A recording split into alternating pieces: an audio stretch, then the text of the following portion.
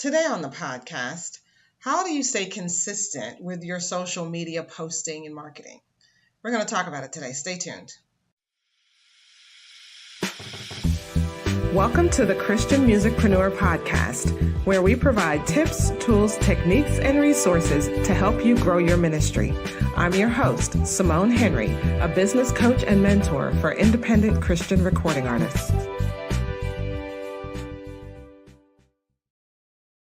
To another episode of the Christian Musicpreneur podcast. I'm your host, Simone Henry, in case you didn't know. And I just wanted to talk to you today about staying in the game, being more consistent with your social media marketing. We talked about this at length pretty much on the IGAA live stream that we did, that Philip Carter and the rest of the board did a little over a week ago maybe. And I just wanted to give some more tips and ideas for those of you who are like me, who when they hear the words, okay, you need to be consistent, you need to stay consistent with your marketing and, with being out there and showing up for your audience. Sometimes just hearing, be consistent and stay consistent it's kind of a trigger for me, because it's a struggle for me. It's been a struggle for me pretty much my whole life, and I wanted to share with you some of the things that I'm learning to combat my inconsistency, right? And be a bit more disciplined and show up more for my audience. And if you are like me and you need help in this area, I think today is going to be a good episode for you, right? So first of all, being consistent with your social media posting doesn't have to be a chore. When I talk to artists, sometimes they sound like, oh, gosh, it's a chore. I wish somebody else would just do it for me. And there are some services out there that do offer social media management. But I always feel that you as the artist should be doing most of the posting yourself, simply because you want your audience to get to know you rather than the social media manager. Unless, of course, they can post in your voice. If they can do that, then you've got a great social media manager. But if all they're posting are announcements and flyers, that kind of thing, well, then I think you need something a bit more extra, something that's going to be more like helping you to build that relationship and build community with your audience, because flyers and announcements about what you're doing is not going to do that. All that is, it's an announcement, right? It's like sending a newsletter in your email. Really anybody can do that, but only you can actually have conversations with your audience. So there are some strategies and tools available to help you to stay in front of your audience and to connect with them in a more consistent way. So I am going to talk about them now. Let's see. So the first one, and it's something that we all know about, whether you're using it or not, these have been around forever, and I'm talking about social media schedulers. So schedulers are great tools for planning ahead and scheduling your social media posts early and getting it out of the way. So you can sit down, and if you're a planner, I think these are great tools, because you can sit down and schedule out your posts for the week or for the month on a monthly basis, or 2 weeks in advance, and then just have the scheduler do the posting for you. And what you do is you go back in and you're monitoring, you're looking at notifications that come in when somebody reacts or they comment. Then you can go back in and you can comment on their comment or react to their comment or whatever. Because you definitely need to do that. The scheduler will do the posting for you, but you will need to make sure that you are responding to comments and reactions and different things like that, right? Because you don't want the social media scheduler and the manager to just post and it just sits there, and when people are commenting and liking and that kind of stuff, that they don't hear from you again after that. You want to make it more of a two-way conversation. You're not just dropping announcements, you're actually building up community. Okay, so number 2, this is a way to help you to stay on track with it, and that is building in some accountability. So you can have an accountability partner where you meet together once a week or once a day, and you're checking in with each other, and you're making sure that you're doing the things that you said that you wanted to do. I have heard of some accountability partners, they are, some are very lax with it. They get, you get together and you're talking about everything under the sun, and y'all are just friends, and you're hanging out on the phone or whatever. But I've heard some accountability partners are a lot more strict with it, where if you don't do the things that you said you were gonna do, they're gonna charge you money, or they're gonna make you do something unpleasant, or something like that, where it really keeps you on your toes, so that you are doing the things that you said you wanted to do, right? You're putting together the plan. They're holding you accountable for the plan. Another way to build in some accountability is to announce what you're going to do. Like, announce it to your audience. I'm going to do a live stream every Tuesday at 7 o'clock. And because you've announced it, now you've got to show up and you've got to do it, because people are going to be expecting you. And you don't want to look foolish, okay? You don't want to look like, oh, wow, she said she was going to do this thing, and, I never saw her. So you don't want that to happen. So to force yourself to do it, if you announce it, then that's immediate accountability right there, because people are counting on it, and so you have to show up. Let's see, another way is to join a co-working group. Now, co-working groups are nice, where what they do is that they get together and they have quiet time, and everybody is working on something. They set a specific time where everybody gets together, and you can do it in person or online.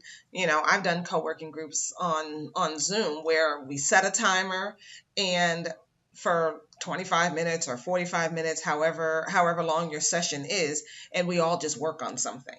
So you can be planning out your social media postings during that co-working time and get it done. It's scheduled, focused time for you to work on something, and you're doing it.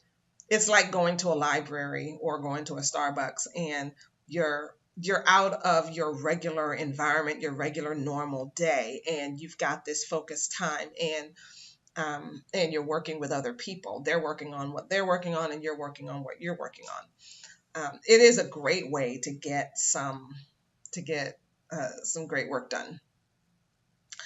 Let's see, number 3, develop a new habit. I've been reading this book called Atomic Habits by James Clear, and he's been giving some really good tips on how to build a new habit. And he talks about making it easy, make it easy to do the thing that you want to do, and make it hard to do the thing that you don't want to do. So if you want to stop eating junk food, hide the junk food in a cabinet underneath or behind something that you never even look at, right? And if you want to stop spending on your credit card, freeze it, put it in a plastic bag and put it in the freezer.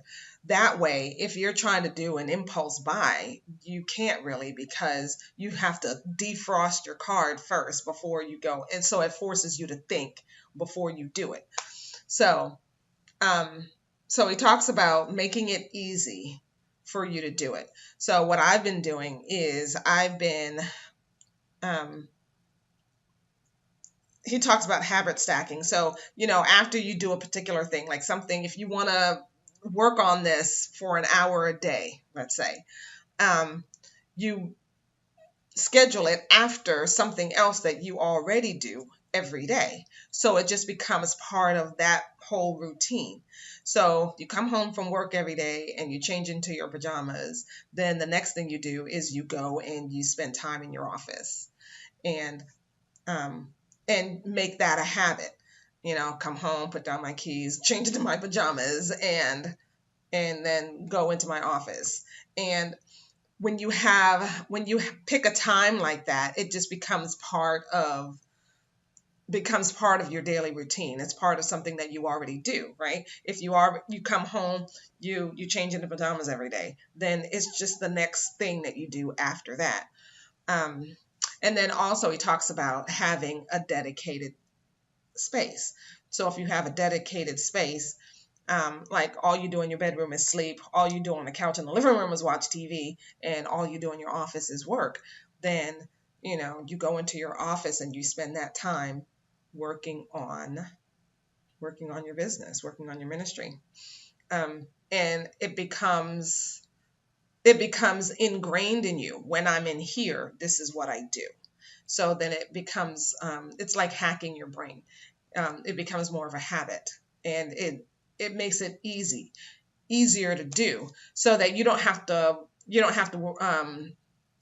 depend on your feelings, and you don't also have to depend on willpower, because there are just sometimes when we just don't have the willpower. But if it's already built into your day and built into a particular space, then it's easier to do. Okay. And let's see, number 4, think about your content ahead of time.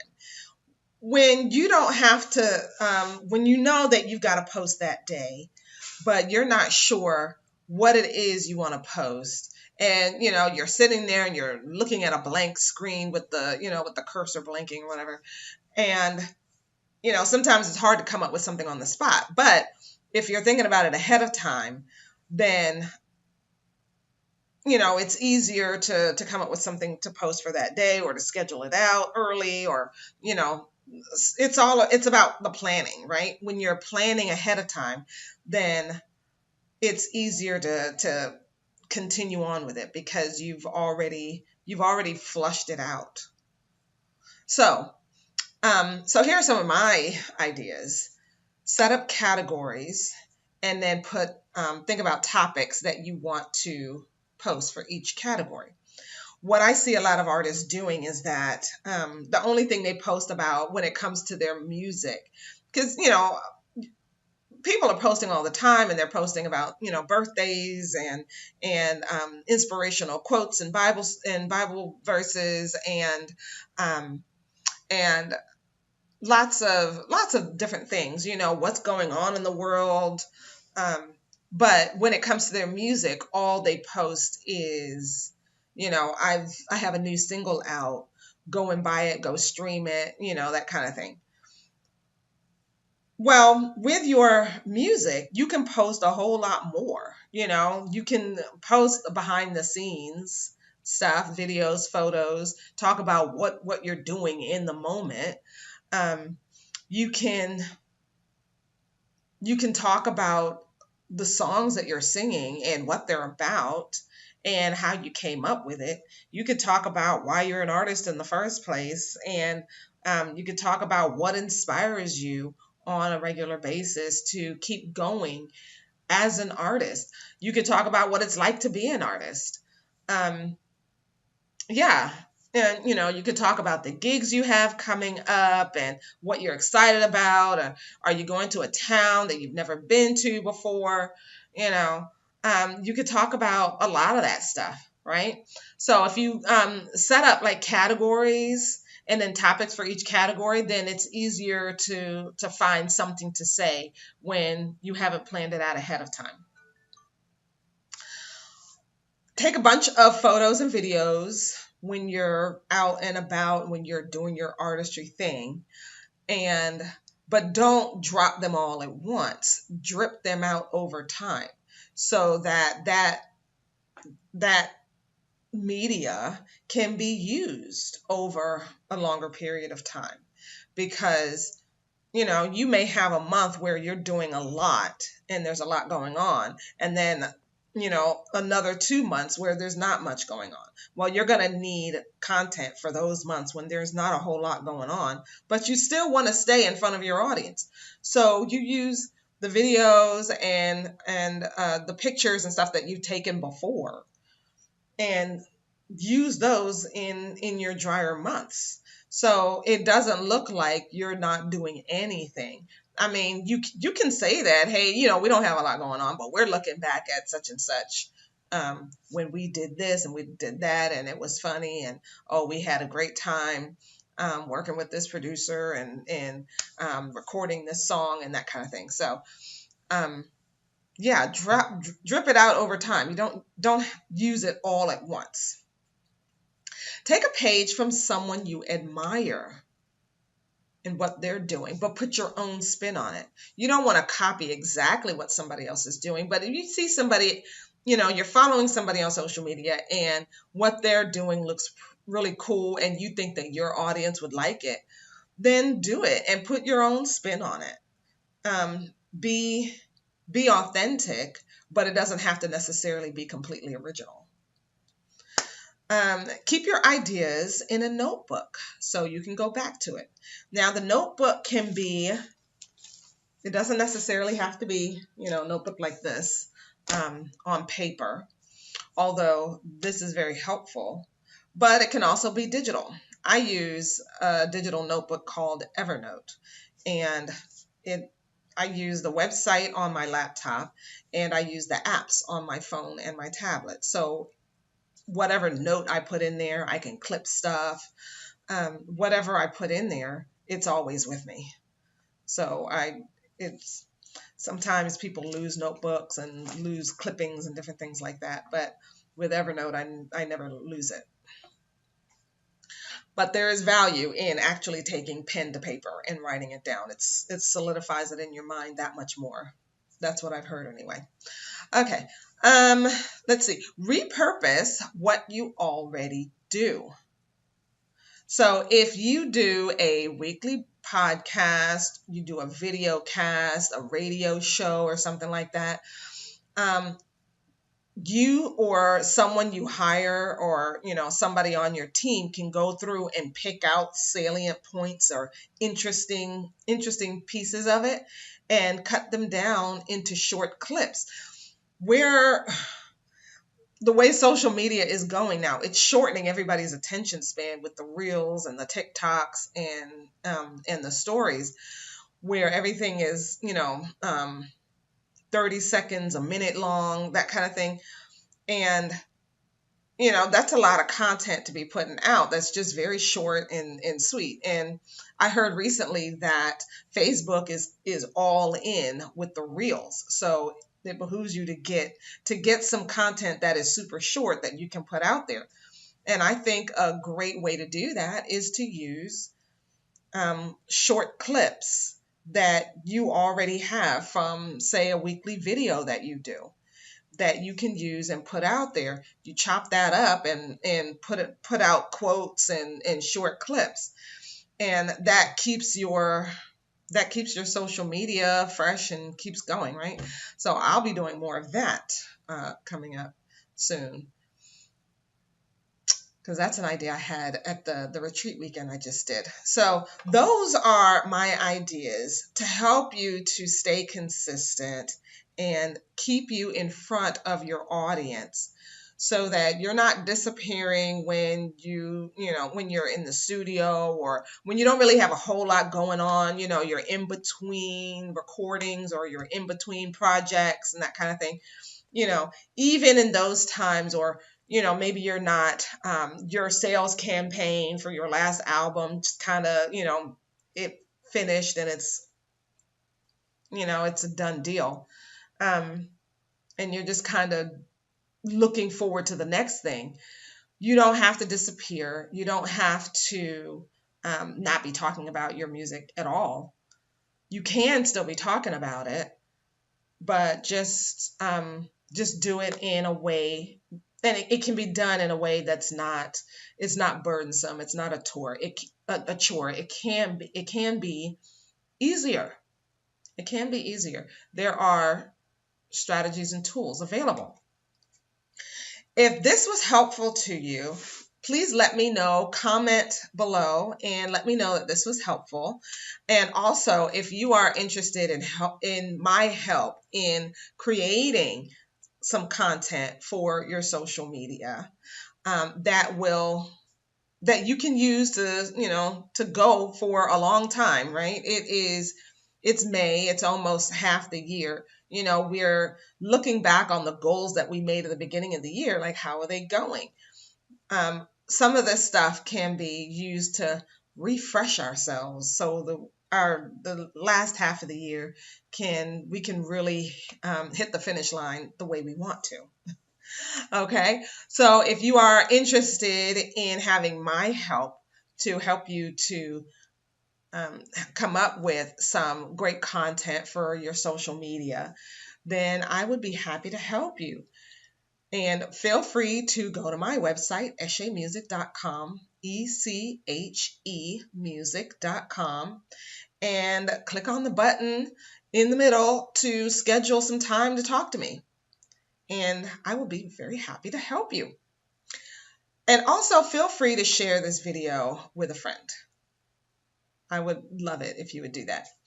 Thank you, and I will see you next week. Bye. Thanks for listening to the Christian Musicpreneur podcast. If you enjoyed this episode, it would mean a lot to me if you would like, share, and subscribe to this channel. Feel free to share your takeaways in the comment section below and join my free Facebook group, Christian Recording Artists Seeking Freedom. See you next time, and remember to take action and never